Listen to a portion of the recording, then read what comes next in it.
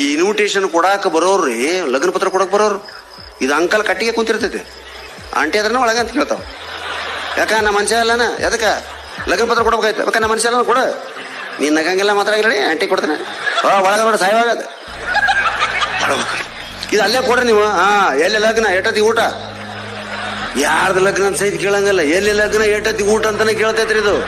ಅದಕ್ಕೆ ಅದು ಅಕ್ಕಿ ಒಳಗೆ ನೋಡ್ರಿ ಬಂಧುಗಳ ಲಗ್ನ ಪತ್ರ.